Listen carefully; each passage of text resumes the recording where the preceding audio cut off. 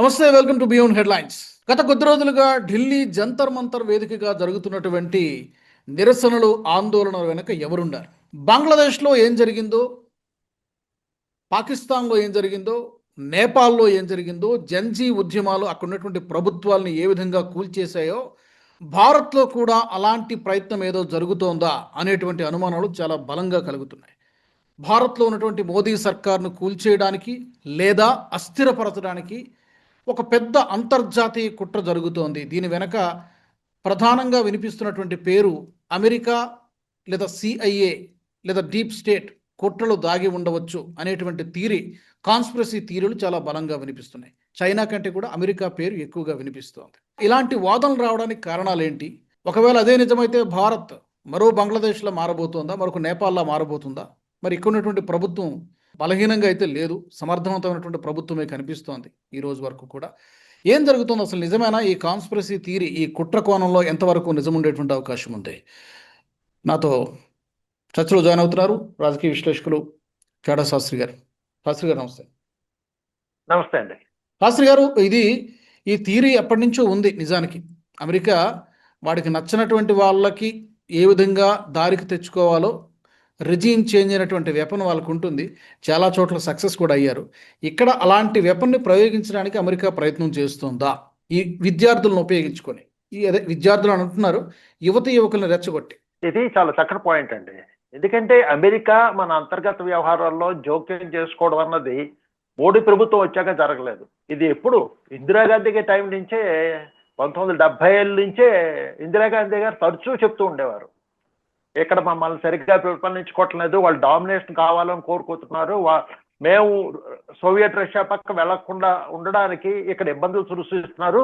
CIA కొందరికి నేరుగా funding చేస్తోంది, కొన్ని ఎన్జిఓ ద్వారా ఫండింగ్ చేస్తుంది, కొందరు వ్యక్తులను ఇన్ఫ్లుయెన్స్ చేస్తోంది, వాళ్ళకి నిధులు సమకూర్చి మాకు ఇబ్బందులు తెప్పిస్తోంది అని స్వయంగా ఇందిరాగాంధీ గారు ఫీల్ అయ్యారు. ఆమె తరచుగా చెప్తూ ఉండేవారు. అమెరికా దీని వెనకాతలు ఏముందంటే చాలా రోజులు జోకులు వేసుకున్నాం, ఏమైనా సరే మా చిన్నప్పుడు జోకులు వేసుకున్నాం, ఏమైనా సరే ఇందిరాగాంధీ గారు సిఐఏ అంటున్నారని. అది వాస్తవమే. ఈ రోజు దాకా చూస్తున్నా కూడా ఆమె ఆ రోజుల్లో చెప్పింది. భారత్ అప్పట్లో సోవియట్ దగ్గరగా ఉండేది, అది అమెరికాకి నచ్చలేదు. సో ఆ రోజు నుంచి సోవియట్ దగ్గరగా భారత్ వెళ్లకుండా ఉండడానికి అమెరికా శాయశక్తిలో కృషి చేస్తూనే ఉంది. అందుకే మీకు ఆ కాలంలోనే 1976లోనే ఇందిరాగాంధీ గారు మొట్టమొదటిసారిగా దేశంలో ఎఫ్సిఏఆర్ఏ చట్టం తెచ్చారు. ఎఫ్సిఏఆర్ఏ అంటే ఫారిన్ కంట్రిబ్యూషన్ రెగ్యులేషన్ యాక్ట్. ఇది ఏంటిది? విదేశాల నుంచి ఇక్కడికి వచ్చే నిధులు, ఎన్జిఓలు, స్వచ్ఛంద సంస్థలు ఏదో విద్య కోసమో, పేదరికం పోగొట్టడానికో, లేకపోతే పర్యావరణానికో, దేనికో దానికి అని చెప్పి ఇక్కడ చాలా మంది కొన్ని వందల ఎన్జిఓలు స్టార్ట్ అయ్యాయి. ఇది ఇప్పుడే కాదు, నెహ్రూ గారి టైం నుంచి ఫోర్డ్ ఫౌండేషన్ కూడా ఇక్కడ బ్రాంచ్లు ఓపెన్ చేసి చాలా పనులు చేశారు. సామాజిక సేవా కార్యక్రమాలు చేస్తున్నారు అని ఊరుకున్నారు. రాను ఇదేంటంటే దేశ అంతర్గత రాజకీయాల్లో కూడా వాళ్ళు వేలు పెట్టడం మొదలెట్టారు, ఇన్ఫ్లుయెన్స్ చేయడం మొదలెట్టారు. అందుకనే 1976లోని ఇందిరాగాంధీ గారు ఎఫ్సిఆర్ చట్టం, కఠినమైన చట్టం తెచ్చారు. ఇష్టం వచ్చిన డబ్బులు రావడానికి వీల్లేదు, ఏం చేస్తున్నారు ఏంటి అని నిబంధనలు ఫస్ట్ టైం ఫ్రేమ్ చేశారు. సో ఆ ఫ్రేమ్ చేసిన తర్వాత ఏమైంది? బాగానే కొంతదాకా కంట్రోల్ అయింది. కానీ అంతర్గత రాజకీయాల వల్ల, వీటి వల్ల, వాటి వల్ల, ఓటు బ్యాంక్ రాజకీయాల వల్ల ఇంప్లిమెంటేషన్ దగ్గరికి వచ్చేటప్పటికి అవి సరిగ్గా అమలుకు నోచుకోలేదు, రూల్స్ అమలు నోచుకోలేదు. ముఖ్యంగా చెప్పాలంటే 2004 నుంచి 2014 మధ్యలో సోనియా గాంధీ ప్రభుత్వం ఉండేది. పేరుకి మన్మోహన్ సింగ్ గారైనా సరే సోనియా గాంధీ ప్రభుత్వం ఉండేది. ఆ టైంలో వీళ్ళకి ఏంటంటే ఈ ఎన్జిఓలన్నిటికీ విచ్చలవిడిగా నిధులు సంపాదించేవి, ఆ డబ్బులు దేని ఖర్చు పెడుతున్నాయో తెలీదు. ఎఫ్సిఆర్ చట్టం ప్రకారం వాళ్ళు ప్రతి సంవత్సరం ఆడిటెడ్ స్టేట్మెంట్స్, ఫైనాన్షియల్ స్టేట్మెంట్స్ అవి సబ్మిట్ చేయాలి. అవి సబ్మిట్ చేయలేదు, సబ్మిట్ చేయకపోయినా ఎవరు అడిగేవారు కాదు. ఇదంతాను పోనీ వచ్చిన నిధులు సామాజిక సేవ ఉపయోగిస్తున్నారా అంటే చాలా తక్కువ శాతం వెళ్తుంది. అప్పటి రూల్ ప్రకారం ఏంటంటే వచ్చిన నిధుల్లోనే మీకు 50% దాటి సొంత ఖర్చులకు వాడుకోవచ్చు. సొంత ఖర్చులు అంటే ఒక ఎన్జిఓ నేను నడిపించడానికి ఖర్చు పెట్టచ్చు. అంటే మీకు 100 రూపాయలు విదేశాల నుంచి నిధులు వస్తే కేవలం 20 రూపాయలు పేదరికం మీద ఖర్చు పెట్టి 80 రూపాయలు వాళ్ళ ఆఫీస్ మెయింటైన్ చేయడానికి, ఉద్యోగుల జీతాలకి, తిరగడానికి, ట్రైనింగ్కి, వాటికి ఖర్చు పెట్టేయచ్చు. ఆ డబ్బులకు లెక్క ఉండదు. సో ఈ డబ్బులు ఏం చేస్తున్నారు వీళ్ళు? ఒకటే అయితే మత మార్పులకు ఉపయోగించుకుంటున్నారు, లేదంటే ఇదిగో అభివృద్ధి కార్యక్రమాలు ఏమైనా జరిగితే వాటి అడ్డుపడడానికి ఈ నిధులు ఉపయోగించుకుంటున్నారు. అందుకే ఏంటైందంటే మన్మోహన్ గారి టైంలోనే తమిళనాడులో ఒక ఆటమిక్ పవర్ ప్లాంట్ కందకుళం దగ్గర అక్కడ పెడదామని చూస్తే ఈ ఎన్జిఓలు, క్రిస్టియన్ మిషనరీలు దానికి వ్యతిరేకంగా విపరీతమైన ఆందోళన చేశాయి. అది రెండోసారి 2010లోనో 12లోనో ఎఫ్సిఆర్ చట్టంలో మళ్ళీ మార్పులు తీసుకొచ్చారు. పాత చట్టం రద్దు చేసి కొత్త చట్టం తెచ్చారు. అంతకంటే కఠినమైన చట్టం తెచ్చారు మన్మోహన్ గారి టైంలో. ఆయన ఓపెన్ గా కూడా చెప్పారు, మాకు ఈ అణు కార్యక్రమం అడ్డుకోవడానికి అమెరికా తన ఉన్న ఎన్జిఓల ద్వారా లేకపోతే ఇతర వేళ్ల ద్వారా మమ్మల్ని అడ్డుకుంటున్నారు, ఎన్జిఓలు అభివృద్ధికి ఆటంకం కలిగిస్తున్నారని చెప్పి ఆయన స్వయంగా చెప్పారు. సో ఆ తర్వాత మోడీ ప్రభుత్వం వచ్చింది. అయితే సార్ ఇక్కడ శాస్త్రి గారు మీరు చెప్పినట్టుగా ఈ ఈ మధ్య కాలంలోనే సెర్గియో గోర్ కానీ మార్కో రూబియో కానీ వేరే వేరే కారణాలు ప్రెస్కి మీడియాకి చెప్పినప్పటికీ కూడా మామూలుగా ఇలాంటి వ్యక్తులు వచ్చినప్పుడు ఢిల్లీలో ల్యాండ్ అవుతారు. కానీ ఈ 1-2 నెలల కిందట అనుకుంటే వీళ్ళు కోల్కతాకి డైరెక్ట్గా వెళ్ళి అక్కడ mother Teresa foundation charitable foundation ఏదో ఉంది, అక్కడికి వెళ్ళి కలిసి వచ్చారు. అసలు వీళ్ళిద్దరూ కలవడము ఒకటి, సెర్గియో గోరు చాలా కీలకమైనటువంటి అంబాసిడర్, అతను మార్కో రూబియో కూడా కీలకమైనటువంటి వ్యక్తి. అక్కడ వీళ్ళిద్దరూ రావడం కూడా ఈ ఎఫ్సిఆర్ఏకి సంబంధించి ఏదో జరుగుతోంది, దీన్ని అడ్డుకోవడానికి ప్రయత్నాలు చేశారు. మరి దానికి భారత ప్రభుత్వం ఒప్పుకోలేనట్టుగానే కనబడుతోంది. అందుకే ఈ భారత్ని దారికి తెచ్చుకోవడానికో లేకపోతే బెదిరించడానికో ఇదంతా చేస్తుంది డ్రామా అనేటువంటిది ఒక వెర్షన్, ఒక థియరీ కనబడుతోంది. యాక్చువల్గా ఏమైందంటే మోడీ ప్రభుత్వం 2014లో 2016, 18 ఆ టైంలో మొత్తానికి మళ్ళీ ఎఫ్సిఆర్ చట్టంలో సవరణలు చేశారు. చేసి మీ ఇష్టం వచ్చిన డబ్బులన్నీ ఖర్చు పెట్టడానికి వీల్లేదు, మీరు 20% మాత్రమే మీరు మెయింటెనెన్స్ ఖర్చు పెట్టుకోవాలి, అది దాటి మీరు ఖర్చు పెట్టడానికి వీల్లేదు, మిగతా డబ్బులు సామాజిక సేవ మీద ఖర్చు పెట్టవలసిందే ఒకటి. రెండోది, మీకు టైం ఇస్తున్నాము, ఖచ్చితంగా పలానా డేట్లోగా మీ పాత రిటర్న్స్ అంటే డేటా సబ్మిట్ చేయాలి. మీరు ఏ అయితే రిటర్న్స్ సంవత్సరం వారు ఇవ్వాల్సి ఉన్నాయో ఆ రిటర్న్స్ అన్ని మీరు సబ్మిట్ చేయాలి.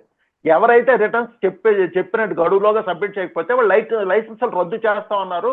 రమారు 15,000 నుంచి 20,000 మంది 20,000 ఎన్జిఓల లైసెన్సులు రద్దు చేశారు.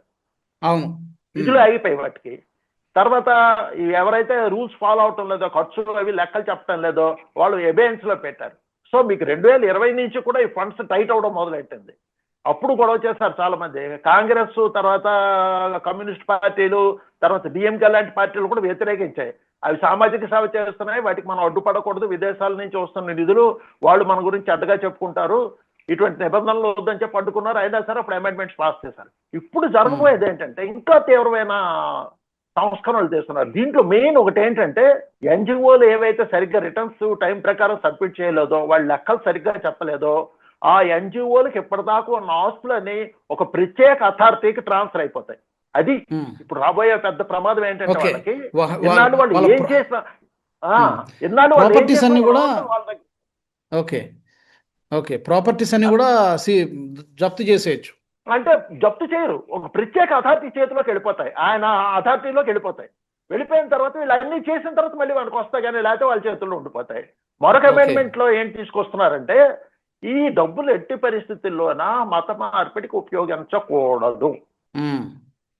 ఇది చాలా ఇబ్బందికరమైన విషయం వాళ్ళకి. ఎందుకంటే ఈ దేశంలోనే సగానికి పైగా ఎన్జిఓలు, ఆల్మోస్ట్ 90% ఎన్జిఓలు అన్ని నిధులు మత మార్పిడికి వినియోగిస్తున్నాయని అందరికీ తెలుసు. సో ఇన్నాళ్ళు లెక్కలు గట్టిగా అడిగేవారు కాదు కాబట్టి సరిపోయింది. ఇప్పుడు అందుకని ఏమైందంటే ఈ ఎన్జిఓలకి ఇది ఒక దెబ్బ పడ్డది. ఈ చట్టం కానీ తయారైతే పూర్తిగా అమల్లోకి వస్తే మన కన్వర్షన్స్ ఆగిపోతాయి. ఇప్పటికే భారతదేశంలో వాళ్ళు 75 ఏళ్ల బట్టి ప్రయత్నిస్తున్నారు, మరి 200 ఏళ్ల బట్టి ప్రయత్నిస్తున్నా అనుకుంటున్న స్థాయిలో కన్వర్షన్స్ అవటం లేదు. ఇక్కడ సంస్కృతి వల్ల, ఇక్కడ ప్రజలకి తమ మతం పట్ల ఉన్న ప్రేమ వల్ల ఎక్కువ మంది మారటం లేదు. అది వాళ్ళ ఆస్తి జీర్ణించుకోలేకపోతున్నారు. అంతర్జాతీయ చర్చ జీర్ణించుకోలేకపోతుంది. ఇన్ని ప్రయత్నాలు చేస్తున్నాం, ఆఫ్రికా దేశాలు మార్చాం, కొన్ని దేశాలు పూర్తిగా సంస్కృతిని నాశనం చేస్తున్నా, భారత్ను అలా చేయలేకపోతున్నాం అని ఎన్ని డబ్బులు కుమ్మరిస్తున్నా సరే అంత ఆశించిన ఫలితాలు రావటం లేదు. అటువంటి పరిస్థితుల్లో ఇప్పుడు ఎన్జిఓలు నిధులు ఆపేస్తే మరీ ఇబ్బందులు వస్తాయని ఇక్కడ మరో పాయింట్ చెప్పాలి. ఒక పక్క ఈ నిధులు ఉపయోగించి ఎన్నాళ్ళు పేదవాళ్ళని వాళ్ళకి డబ్బులు చూపించి కొంతమంది మాత్రం మార్పిస్తున్నాం. ఇప్పుడు మరొకటి ఏం వచ్చింది, ఈ మధ్య సుప్రీంకోర్టు జడ్జిమెంట్ ఒకటి ఇచ్చారు. గతంలో ఈ ఎన్జిఓలు ఏం చేశారంటే షెడ్యూల్ కాస్ట్ వాళ్ళని క్రిస్టియన్స్ గా మతం మార్చిన వాళ్ళ పాత పేర్లు ఉంచుకోవడం, పాత క్యాస్ట్ సర్టిఫికెట్లు ఉంచుకోవడం అన్నిటికీ అలౌ చేసేవారు. తాజాగా సుప్రీంకోర్టు జడ్జిమెంట్ లో ఏమి ఇచ్చారంటే ఒకసారి మతం మారిన వాళ్ళకి హిందూ మతానికి సంబంధించిన కులం ఉంచుకునే పరిస్థితి లేదు, వాళ్ళు కులం పోతారు, కులం గుర్తింపు పోతుంది, వాళ్ళు క్రిస్టియన్స్ గానే మిగులుతారు. ఇబ్బంది ఏంటి, రిజర్వేషన్లు ఉండవు. దీనివల్ల వారికి వచ్చిన ఇబ్బంది ఏంటి? క్రిస్టియన్ కన్వర్షన్స్ ఎన్నాళ్ళు ఏమన్నారు, మీరు క్రిస్టియన్ గా మారినా మీకు పర్వాలేదు, మీకు ఎస్సీ రిజర్వేషన్ ఉంటుంది, మీ ఎస్సీ ప్రొటెక్షన్ యాక్ట్ మీకు ఉంటుంది, సో మీకేం నష్టం జరగదు, కేవలం దేవుణ్ణి మాత్రమే మార్చుకుంటారు. ఇప్పుడు వచ్చింది ఏంటి? సుప్రీంకోర్టు తీర్పు తర్వాత మీరు మతం మార్చుకుంటే మీ రిజర్వేషన్ పోతుంది. ఇన్నాళ్ళు ఎస్సీ ఎస్టీలకి ప్రభుత్వం కల్పించిన రక్షణ చట్టాలు మీకు పోతాయి. అదే జరిగింది మొన్న చింతాల ఆనంద్ కుమార్ అని ఆంధ్రప్రదేశ్ లో పాస్టర్ గారి కేసులో. ఆయన పాస్టర్ గా అప్పుడే చాలా రోజులు బట్టి పనిచేస్తున్నా ఏదో భూతగాథలోనో దేంట్లోనో ఒకరి మీద కేసు వేశారు ఆయన, ఎస్సీ యాక్ట్ కింద నా మీద అబ్యూస్ చేస్తున్నారు, నన్ను తిప్పుతున్నారని. దాని మీద ఎవరినైతే కేసు వేశారో అతను హైకోర్టుకి వెళ్ళాడు. ఆంధ్ర హైకోర్టుకి వెళ్తే వాళ్ళు ఏమన్నారంటే, నువ్వు ఆల్రెడీ 10 ఏళ్ళు బట్టి పాస్టర్ గా చేస్తున్నావు, నువ్వు ఎప్పుడైతే పాస్టర్ గా చేస్తావు నీకు కులం ఉండదు, నువ్వు ఇప్పుడు ఎస్సీ ఎస్టీ కింద రక్షణ ఎలా పొందుతావు, కుదరదు, నువ్వు అసలు ఎస్సీ కాదు, అందుకని చట్టం రద్దు చేయండి అని ఎస్సీ సర్టిఫికేట్ అన్నారు. ఆ ఎస్సీ సర్టిఫికేట్ రద్దు చేశారు. దాని మీద ఆయన మళ్ళీ సుప్రీంకోర్టుకి వెళ్ళారు. సుప్రీంకోర్టు జడ్జిమెంట్ ఇచ్చింది. ఆ జడ్జిమెంట్ మీద మళ్ళీ ఏపీలకు వెళ్ళారు. ఏపీలు కూడా కొట్టేసింది సుప్రీంకోర్టు. సో ఫైనల్ గా ఏంటంటే, నువ్వు కన్వర్ట్ అయితే నీకు ఎస్సీ హోదా ఉండదు అని సుప్రీంకోర్టు తేల్చేసింది. సో గత నెలలో 2 దెబ్బలు పడుతున్నాయి వీళ్ళకి, కన్వర్షన్ మాఫియాకి. సో ఎన్జిఓలు ఇబ్బంది పడుతున్నారు. ఈ రెండింటి ప్రభావమే బహుశా దానికి కౌంటర్గానే ఇదంతా జరుగుతున్నట్టుగా మనం భావించడానికి చాలా వరకు అవకాశం ఉంది. తర్వాత నేను స్టార్టింగ్లో చెప్పినట్టు శాస్త్రి గారు, ఒక ప్యాటర్న్ మనం గమనిస్తే నేపాల్లో కేపీ శర్మ ఓలీని దించేశారు. అక్కడ కూడా జంజీని రోడ్ల మీదకి వచ్చారు, 2 నిరసనలు తెలియజేశారు. కేపీ శర్మ ఓలీ దిగిపోయి ఎన్నికలు జరిగాయి. బాలెన్ షా వచ్చాడు కొత్త పిఎం. బంగ్లాదేశ్లో పరిస్థితి 2022 అనుకుంటా, 22-23 సబ్జెక్టు కరెక్షన్. షేక్ హసీనా ఎన్నికల్లో అయిన 6 నెలలకి అనుకుంటా ఆమెను దించేశారు, వాళ్ళ మాట వినలేదని చెప్పి. పాకిస్తాన్లో కూడా గెలిచినటువంటి ఇమ్రాన్ ఖాన్ని జైల్లో పెట్టేశారు. ఓడిపోయినటువంటి షహబాజ్ షరీఫ్ని తీసుకొచ్చి అక్కడ కూర్చోబెట్టారు ప్రైమ్ మినిస్టర్గా. ఇలా మన చుట్టూ ఉన్నటువంటి నైబరింగ్ కంట్రీస్లో ప్రజాస్వామ్య ప్రభుత్వాల్ని కూల్చేసి వాళ్ళకు నచ్చినటువంటి ప్రభుత్వాన్ని, వాళ్ళకు అనుకూలంగా ఉన్నటువంటి ప్రభుత్వాన్ని ఏర్పాటు చేసుకోవడానికి అక్కడ లోకల్గా ఉన్నటువంటి వ్యక్తులను లేకపోతే పరిస్థితులను క్యాష్ చేసుకొని పర్టికులర్గా జంజీ యువతిని వాళ్ళని ఒక వెపన్ లాగా వాడినట్టుగా కనబడుతోంది. ఆ ప్యాటర్న్తో ఇప్పుడు మన దేశంలో జరుగుతున్న దానికి కంపేర్ చేయొచ్చా? సేమ్ అదే ప్యాటర్న్ కనిపిస్తుంది ఇక్కడ కూడా. జరుగుతుందండి అప్పట్లో. ఎందుకంటే ఇది అమెరికాకి ఇది కొత్తది కాదండి. ఇది గతంలోనే చెప్పినట్టు గతంలోనే చెప్పినట్టు నెహ్రూ గారు ఉన్నప్పుడు నెహ్రూ గారిని అవమానించారు. తర్వాత ఇందిరాగాంధీ గారు ఉన్నప్పుడు ఇందిరాగాంధీ గారిని పదవిలోంచి తీయడానికి కానీ, లేకపోతే ఆందోళన వెనకాతల ఆవిడికి వ్యతిరేకంగా జరిగిన ఆందోళన వెనకాతల గ్రూపులకి పరోక్షంగానో ప్రత్యక్షంగా ధన సాయం మద్దతు ఇవ్వడం కానీ. అంటే వాళ్ళందరికి ప్రాబ్లం ఏమొచ్చిందంటే, భారత్ మొదట ఆల్మోస్ట్ స్వతంత్రం వచ్చిన దగ్గర నుంచి అమెరికా కంటే సోవియట్ యూనియన్తో కొంచెం మంచి రిలేషన్ మెయింటైన్ చేస్తుంది. సోవియట్ యూనియన్ దగ్గరగా ఉంటుంది. అది అమెరికాకి నచ్చలేదు. అమెరికాకి ఏంటంటే ప్రతి దేశం తన చెప్పు చేతల్లో ఉండాలి. అది సోవియట్ యూనియన్ బలంగా ఉన్న వాళ్ళు పర్వాలేదు. మనకి ఇందిరాగాంధీ టైంలో కూడా అమెరికాని ఎదిరించగలిగారు అంటే మనకు అదృష్టవశాత్తు సోవియట్ యూనియన్ అమెరికా అంత సమాన బలవంతో ఉండేది. అందుకని మీకు 71లో పాకిస్తాన్ వారు అప్పుడు అమెరికా ఎంత బెదిరించినా, నిక్సన్ గారు ఎంత బెదిరించినా బంగ్లాదేశ్ విడిపించారు ఇందిరాగాంధీ గారు. దానికి ముఖ్య కారణం ఏంటంటే ఆవిడ గట్టిగా నిలబడ్డారు. ఆవిడకి వెనుక మద్దతుగా రష్యా దేశం ఉంది. కానీ రష్యా ఎప్పుడైతే బలహీనపడిపోయిందో ప్రపంచంలో దేశాలకి భిన్న ధ్రువాలు పోయాయి, ఏకధ్రువం అయిపోయింది. ఒక్క అమెరికా ఒకటే సూపర్ పవర్ అయిపోయింది. అది ప్రపంచానికి చాలా ఇబ్బందికరంగా ఉంది. ఎప్పుడైతే మీకు ఊర్లోని 2 రౌడీలు ఉంటే 2 గ్రూపులు ఉంటే అట్లీస్ట్ వీళ్ళు వాళ్ళు, మీకు ఊర్లో ఒకటే గ్రూపు రౌడీ గ్రూప్ మిగిలింది అనుకోండి, వాడు ఏమనుకుంటాడు, ఊర్లో ఉన్న వాళ్ళందరూ నేను చెప్పిన మాట వినాలి. సేమ్ అదే మెంటాలిటీతో అమెరికా బిహేవ్ చేస్తుంది. భారత్ లో కూడా 2014 దాకా అటు ఇటుగా పెద్దగా ఘర్షణ పడలేదు అమెరికా తోటి, మెల్లిగా మేనేజ్ చేసుకుంటుంది. 2014 తర్వాత మోడీ గారు వచ్చిన తర్వాత కొంచెం గట్టిగా నిలబడుతున్నారు. సో ఆర్థిక సంస్కరణలు అనండి, లేకపోతే మీరు చెప్పినట్టుగా FCRA అనండి, తర్వాత పాక్తో సంబంధాలు మెయింటైన్ చేయడం కానీ, పాక్ మీద దాడి చేయడం కానీ, కాశ్మీర్లో ఏదో 370 రద్దు చేయడం, ఇవన్నీ పెద్దగా అమెరికా కుదించబడలేదు. అన్నిటికంటే ముఖ్యంగా యుక్రెయిన్ యుద్ధం సమయంలోనే రష్యా నుంచి ఆయిల్ విపరీతంగా కొనుగోలు చేసి రష్యాకి మనం పరోక్షంగా సాయం చేసాం, డబ్బు సాయం చేసాం. వాళ్ళ దగ్గర ఆయిల్ కొన్న వాళ్ళు ఎవరు లేకపోతే భారీ ఎత్తున కొన్నాం ఆయిల్. అమెరికా ఉద్దేశం ఏంటంటే మన దగ్గర నుంచి వెళ్ళిన డబ్బులతోటే రష్యా ఆయుధాలు కొనుక్కొని అమెరికా వాళ్ళ మీద, ఇతర ఫోర్సెస్ మీద దాడి చేస్తుంది. పరోక్షంగా రష్యాకి డబ్బులు భారత్ ఇస్తుంది కాబట్టి మన శాంక్షన్స్ కూడా పెట్టారు. అదో కోపం ఉంది నరేంద్ర మోడీ మీద. సో ఇవన్నీ కలిసాయి. ఇవన్నీ కాకుండా అసలు 2014లో మోడీ ఏదో ఫ్లూక్ గా గెలిచేశారు, 19లో ఓడిపోతాడు, మళ్ళీ మన చెప్పు చేతల్లో ఉండే ప్రభుత్వం వస్తే వాళ్ళకి ఏంటంటే కప్పలు తక్కిన ప్రభుత్వం ఉందనుకోండి, ఒక కలగూరకుంప ప్రభుత్వం ఉంటే మేనేజ్ చేయడం ఈజీ. ఇక్కడ ఏది మోడీ గారు ఫుల్ మెజార్టీ తోటి ఉన్నారు. సో ఆయన ఫుల్ పవర్స్, ప్రధానిగా భారత ప్రధాని ఏ పవర్స్ వాడుకోవాలో అన్ని పవర్స్ వాడుకొని బలంగా తన మంత్రివర్గాన్ని, తర్వాత దేశాన్ని పైకి తీసుకెళ్లాలని ఇన్ఫ్రాస్ట్రక్చర్ డెవలప్ చేయడం అన్నింటిలో బలంగా కనిపిస్తున్నారు. సో ఈయన్ని దింపడానికి ఇబ్బంది. ఇదే కాదు, నేను కూడా అప్పుడు 2020లో సిఆర్ఏ ఆందోళనలు, ఆ తర్వాత గుజ్జర్ ఆందోళనలు, పటేల్ ఆందోళనలు గుజరాత్లోనే, ఆ తర్వాత రైతు ఆందోళనలు, వీటి వెనకాతలు అన్నిటి వెనకాతల సిఏఏ ఫండింగ్ ఖచ్చితంగా ఉంటుంది. ఎందుకంటే మీకు అన్ని నెలల పాటు, సంవత్సరాల పాటు ఒక ఉద్యమం నడపడం వ్యవసాయం లేకుండా చేయలేరండి. కరెక్ట్. అప్పుడు సిఐఏ ఉద్యమాలు కానివ్వండి, రైతు చట్టాలు వచ్చినప్పుడు వాటిని వెనక్కి తీసుకోవాలని చెప్పి వాళ్ళు చేసిన ఇవి కానివ్వండి, ఎర్రకోట పైన ఎక్కి మన జెండాను కిందకి దించేసి, ఇవన్నీ కూడా ఇక్కడ ఏవో కొంతమంది ఉండొచ్చు, కానీ వాటి వెనకాల డైరెక్షన్ అంతా కూడా అక్కడి నుంచే వస్తుంది.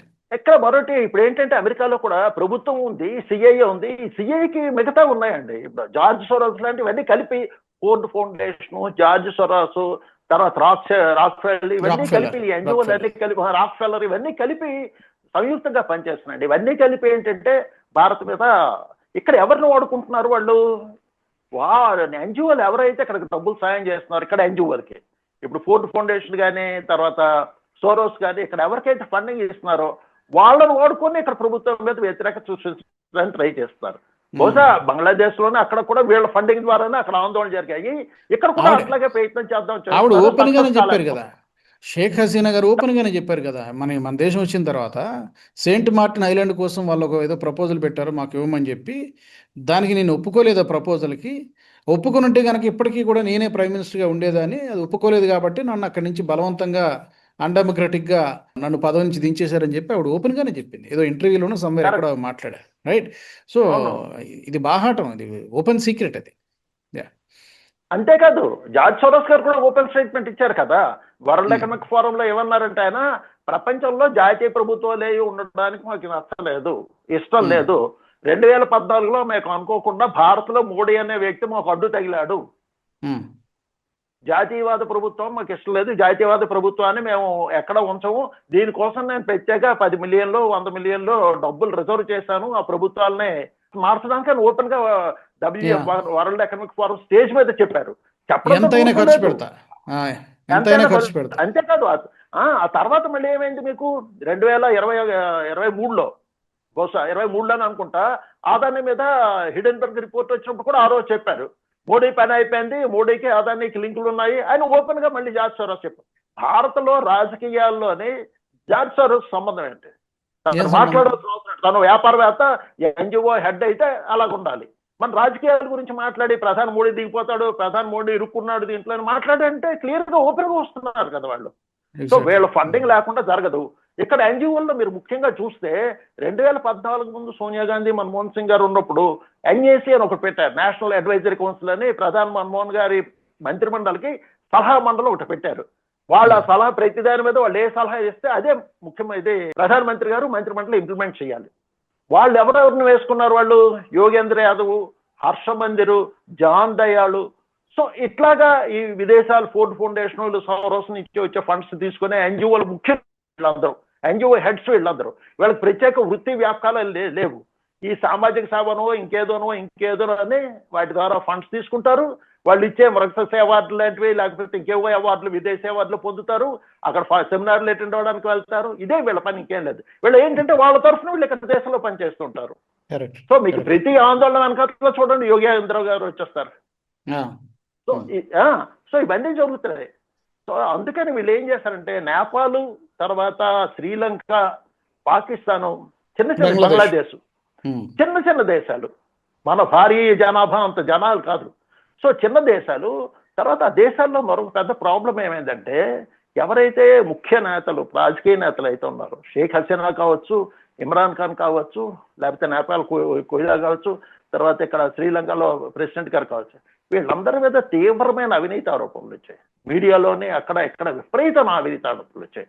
సో వ్యక్తిగతంగా అవినీతి చేశారు అని ఆరోపణలు రావడం, మీడియాలో రావడం, ప్రజలు కూడా నమ్మారు. సో మీకు అంచేత ఏమైంది, ఒకసారి ఎప్పుడైతే ప్రజలు అటువంటి నమ్మకం, మెజార్టీ ప్రజలకు అటువంటి అపనమ్మకం ఏర్పడిందో ప్రభుత్వం మీద, దాన్ని మిగతా శక్తులు ఉపయోగించుకుంటాయి. నేపాల్లోని, శ్రీలంకలోని జరిగింది అంతే. అందుకే వాళ్ళు వెళ్ళి ప్రెసిడెంట్ ప్యాలెస్కి వెళ్ళి లోపల ధ్వంసం చేయడం, వాళ్ళ వస్తువులు దోచేయడం, ఇవన్నీ వ్యక్తిగతంగా చూసాం, మన వీడియోలు చూసాం. ఇంత Correct. ద్వేషం ఎందుకు వచ్చిందంటే కరప్షన్ అంటే సాధారణంగా మళ్ళీ సాధారణ ప్రజలందరికీ కరప్షన్ అంటే దేశం పాడైపోతుంది, మనం నష్టపోతున్నాం అని మనసులో బాధ ఉంటుంది. సో అవకాశాన్ని సద్వినియోగం చేసుకున్నారు, సిఏ వాళ్ళు సద్వినియోగం చేసుకున్నారు, వీళ్ళని రెచ్చగొట్టారు, స్టూడెంట్లు రెచ్చగొట్టారు, ప్రభుత్వాలను మార్చారు. మార్చిన తర్వాత అక్కడ పరిస్థితులు చూస్తున్నాం మనం. కానీ అదే తరహా ఇక్కడ కూడా చేద్దామని అనుకుంటున్నారు. కానీ అక్కడికి ఇక్కడికి తేడా ఏంటంటే ఇక్కడ ముఖ్య నాయకత్వం మోడీ గారిలో, వ్యక్తిగతంగా మోడీ గారి మీద ఎన్ని ఆరోపణలు ఏమి చేసినా సరే వ్యక్తిగతంగా మోడీ అవినీతి పరుడు అని ఎవరు ప్రతిపక్షాలు కూడా నేరుగా చెప్పలేరు. ఏదో చెప్తే అదానికి అంబానీకి సాయం చేస్తున్నాడు అని అంటున్నారు. కానీ 13 ఏళ్ళు ముఖ్యమంత్రిగాను 12 ఏళ్ళు ప్రధానిగా దాదాపు 25 సంవత్సరాలుగా ఉన్నా సరే ఒక సాధారణ ముఖ్యమంత్రి, ఒక సాధారణ ఎంపీ, ఒక సర్పంచ్ సంపాదించిన ఆస్తులు కూడా మోడీ సంపాదించలేదు. కళ్ళెదురుగుండా అందరికీ కనిపిస్తుంది. సో ప్రజలు నమ్మరు, మోడీ అవినీతి పరుడు అంటే నమ్మరు. ధరలు విపరీతంగా పెరిగిపోయా, పూర్వం ఉల్లిపాయల దుంపలు కూడా 100, 150కి వెళ్ళే రోజులు ఉండేవి. ఇప్పుడు అన్ని 50 రూపాయల లోపు సాధారణంగా దొరుకుతున్న వస్తువులు. మామూలు వ్యవసాయ ఉత్పత్తి ధరలు పెరుగుతున్నారే, ఇక్కడ ధరలు పెరుగుతున్నాయి తప్పితే మనం అందుబాటులో లేకుండా పెరగట్లేదు. యుద్ధాలు జరుగుతున్న పెట్రోల్, గ్యాస్ 1-2 రోజులు ఇబ్బందులు అవుతుందని తప్పితే ఏ రోజు పెద్దగా ఇబ్బందులు పడుతున్నాయి. సో ప్రజలను అందరినీ కనెక్ట్ చేసే పెద్ద ఇష్యూ ఇక్కడికి వెళ్ళి దొరకలేదు. అందుకని ఏ ఇష్యూ దొరికినా దాన్ని పట్టుకొని ఇంటర్నేషనల్ లెవెల్లో పెద్ద చేద్దామని ప్రయత్నించారు. అది సక్సెస్ కాలేకపోతున్నారు. కరెక్ట్. ఇప్పటికే మీరు అన్నట్టుగా చాలా విఫల ప్రయత్నాలు చేశారు. మరొకసారి ఈ నీట్, ఈ విద్యార్థుల పేరుతోటి మరొక డ్రామా ఆడే ప్రయత్నం చేస్తున్నారు. ఐ థింక్ ఇప్పటికీ ఈ విషయంలో కూడా వీళ్ళు ఫెయిల్ అయినట్టుగానే కనబడుతుంది సోఫార్. పెద్దగా ఏమీ వాళ్ళు అనుకున్నటువంటి ఫలితం వాళ్ళ పప్పులు ఇక్కడ ఉడకరు. ఎందుకంటే బంగ్లాదేశ్ వేరు, భారత్ వేరు, పాకిస్తాన్ వేరు, భారత్ వేరు. అక్కడున్న లీడర్షిప్ వేరు, ఇక్కడ ఉన్నటువంటి లీడర్షిప్ వేరు. చూద్దాం శాస్త్రి గారు. ఏంటంటే ఇప్పుడు ఈ సిజేపీ ఆందోళన అన్నది అసలు జరిగింది నిజంగా నీటి గురించి మొదలవ్వలేదు. చీఫ్ జస్టిస్ గారు కొందరు యువత, పనికిమాలిన యువత, కొందరు అన్నారు, ఆయన అందరూ అనలేదు, కొంతమంది నిరుద్యోగులు, పనికిరాని యువత సంఘం మీద పడి, వ్యవస్థ మీద పడి బతికేస్తున్నారు.